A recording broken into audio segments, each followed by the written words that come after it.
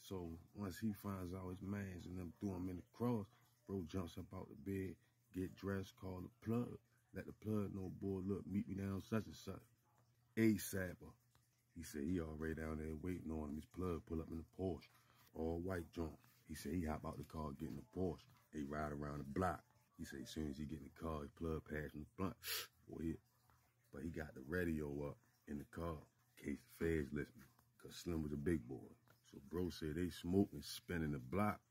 He said he get to telling the plug. His two partners really threw a cross at him, crossed him up in the mix.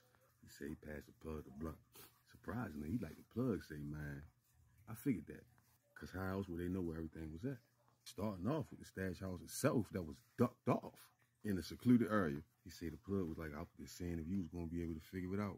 But what you need to fix the problem. Because see, me and you, we ain't going to be able to continue doing business if you ain't standing on business. So he said when he hear the plug say that, he said he's sitting there like, dang, yo, these two niggas I come up with sandbox type shit. And now you put in a situation where sorry can't fix it. The man want to see you get busy, or is you just going to let niggas take from you? No matter how long you know him, business is business. So bro said he ain't had to think on that long. He said he tell the plug like, yeah, I'm going to take care of it. So the plug like, all right, so you don't need nothing.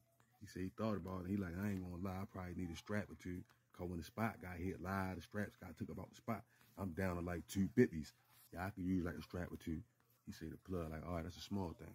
He like, you got your car locked up? He like, yeah, I locked the door. Like, all right, take a ride with me real fast. He jumped on the viaduct over East Baltimore in that old UNCUT area.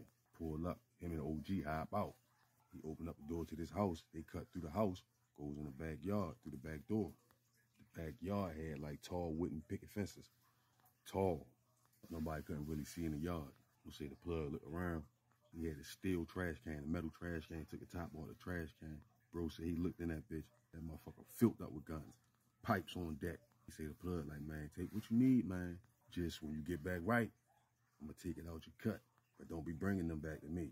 Brother said he shifted through the trash can a little bit, grabbed a Mac out that bitch. He was going to get 2, but once the brother said he going to have to pay for him later on, like, I'm good with this one. Plug through the top back on the trash can, put like a black tarp over top of it. I forgot to say that he had a black tarp over top of that bitch for the rain. Then they go back in the house, and that's where he kept the ammo wet. Bro said he go in the house, give him 2 clips for the Mac, filled to the top. Hands him a book bag. He put the 2 clips in the Mac 11 in the book bag, zip it up. Let's go. He hop in the whip. He takes him back to his car, drop him off. Now, like I told you on part 1, bro get busy.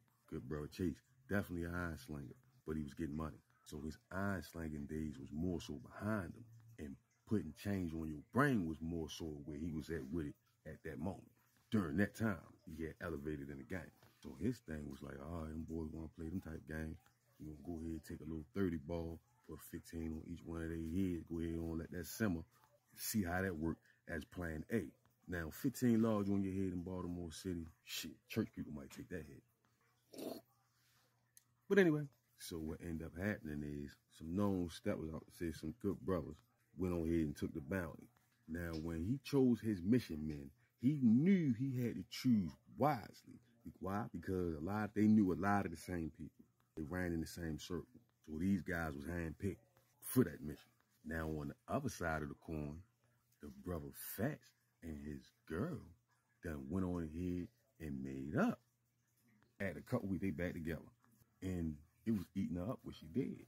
So she went on ahead and told Fats, like, you know, when we was beefing, I was so mad at you, blase, I might have mentioned that you and Skinny had something to do with that takedown to such and such. She said the dude Chase girl name. So she basically just let him know she told Chase girl. So Fats looking at her like, what? You told that bitch what? He like, she told him? She like, I don't know. He ain't talk about it no more. He was like, I'm gonna just tell her I was drunk. He like, bitch, that shit ain't gonna work. He get to putting his hands on her again, going off. Because now he know why Chase acting different. Why he ain't really been hollering at him the last couple weeks. Plus, every time he called him, try to get some weight from him, he's stalling him out and shit, right? Now it's all coming together. So he called and tell Skinny, like, boy, you know such and such. Blase, yo, no. So now, Fats and Skinny trying to figure out what the fuck to do next. Because they know this nigga Chase is devious. real sneaky, and he known for putting change on a nigga brain. Fats get to asking Skinny like, you hear from him? Neither one of them hearing from dude.